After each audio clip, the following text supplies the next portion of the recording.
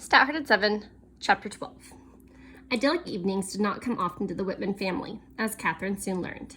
At any moment, day or night, an Indian or one of the immigrants might come to the door wanting food, medicine, or help for someone desperately ill.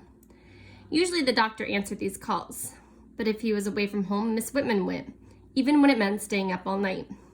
Such calls had to be answered, despite what her husband had said about devoting her time to the children. Yet none of these drains on her strength were allowed to reduce the perfection she demanded of herself and the rest of the family. Housekeeping, study, prayers must follow the rules exactly the rules she had learned from her own mother. A few months before, she told Catherine she had been so ill that her husband had not expected her to live.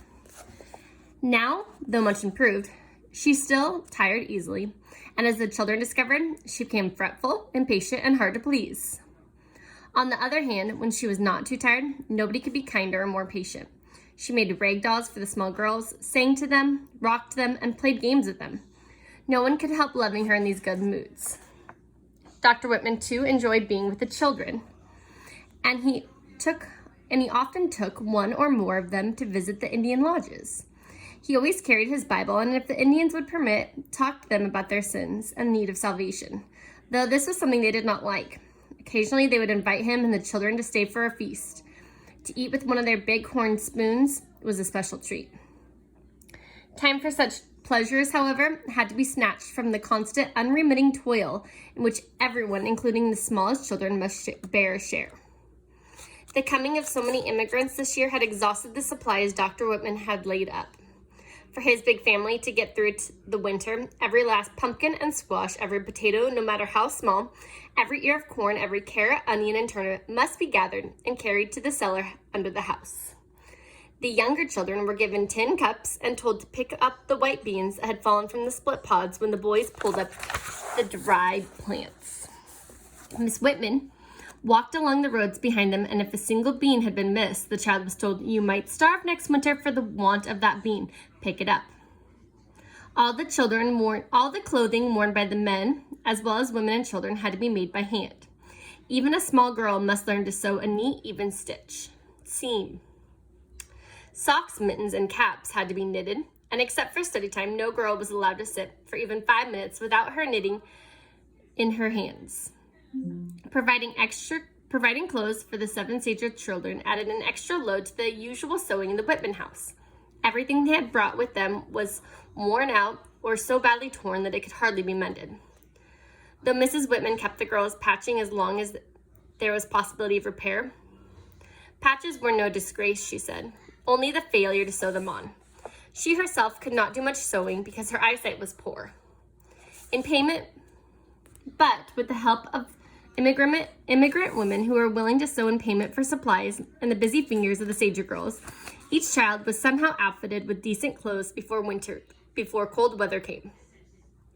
From time to time, Mrs. Whitman would bring out dresses or shirts from a mysterious barrel that was stored away in her bedroom.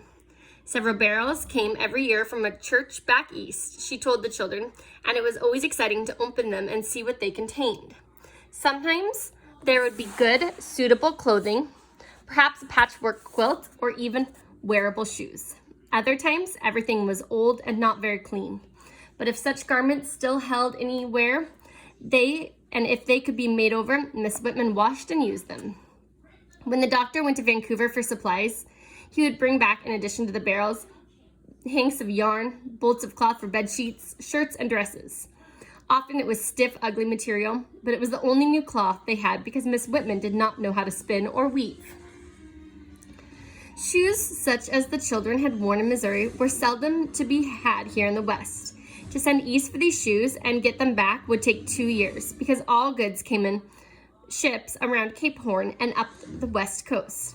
By that time, their feet would have outgrown anything ordered, so they all wore moccasins made by Indian women. The girls knitted their own stockings, ripping up old ones to get the usable yarn when there was no new yarn available. With so many beds to be furnished, there must always be quilts in progress, as well as clothes. Every scrap of new material that did not go into shirts or dresses was carefully cut into pieces of different shapes and sewed into quilt blocks. When enough blocks were ready, Mrs. Whitman spread them out on the floor to place the colors in the most pleasing combinations. Then the blocks were sewn in strips and the strips in long seams to form a bed-sized quilt top. Old sheets, neatly patched, were used for the backs. Cotton batting brought up from Vancouver made the filling, and the whole quilt was sewed together in patterns of fine stitching. A new quilt was a treasure indeed. While the girls sewed, knitted, mended, and quilted, John and Frank helped cut and haul wood, often from a long distance, since trees were scarce in this area. All the water the family used had to be carried from the river, and this too was the boys' job. In order to accomplish all these things in the limits of each day's time, there had to be order and strict rules. Any child could see that whether he liked it or not. But the children could also see that no one worked as hard or for such hours as the doctor and his wife, who were up at 4 o'clock every morning, an hour before the children. Mrs. Whitman had a passion for cleanliness. To her, it came second only to righteousness. And according to Frank, who had spent much time at the mansion house, some of the immigrants laughed at her for it. Why change shirts and underwear so often, they scoffed. Why weekly baths? Didn't she know that bathing in water was dangerous to the health? Did she want them all to take pneumonia? If she heard these remarks, Mrs. Whitman paid no attention to them.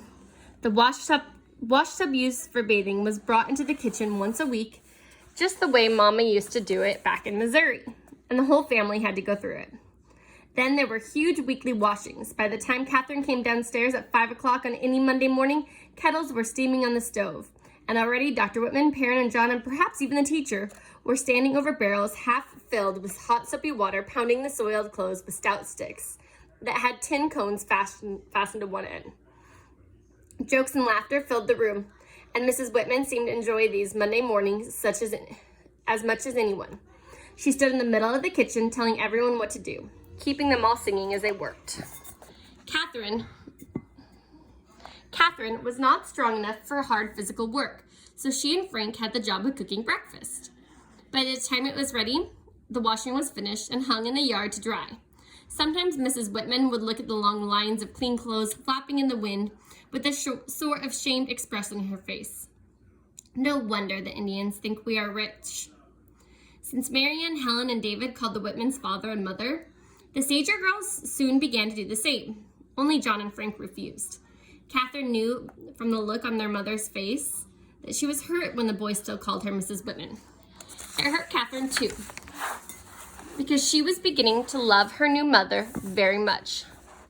John did too, but not Frank, who said she corrected him too often. But you know she says it for your own good. How does she know what is for my own good, was Frank's angry reply. John, in his steady way, always said, Frank, remember what she is doing for us, letting us stay here with the girls.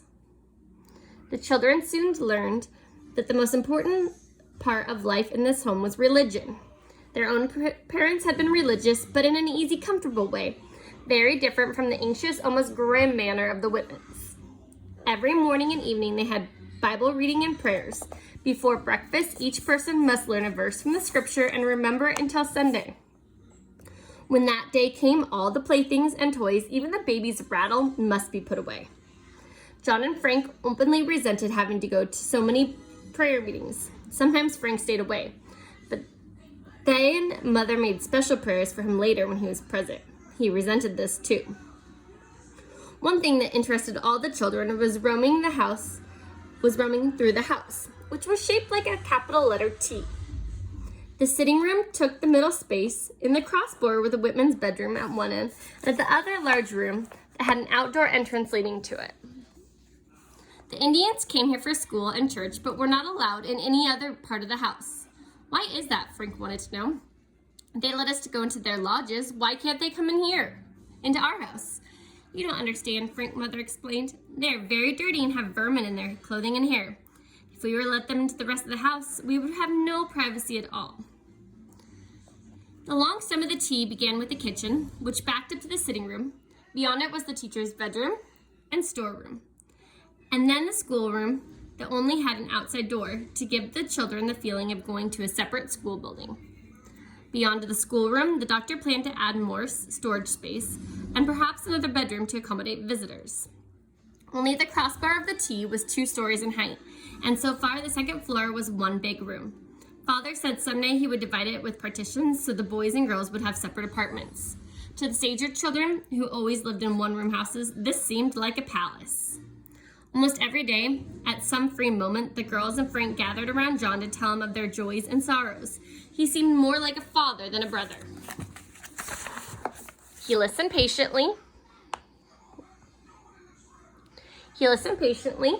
never scolded, but tried to help them accept this life so different from that of their own home. One night, he surprised the girls by saying, "Frank and I think it would be nice if we changed Rosanna's name. What would we call her? Why not Henrietta Naomi from Pa and Ma?" "Oh, John, that would be lovely. Papa and Mama would like that." Father and Mother Whitman agreed. "A real tribute to your parents," Mother said. "We must begin calling her Henrietta now, so she and all of us will be used to it."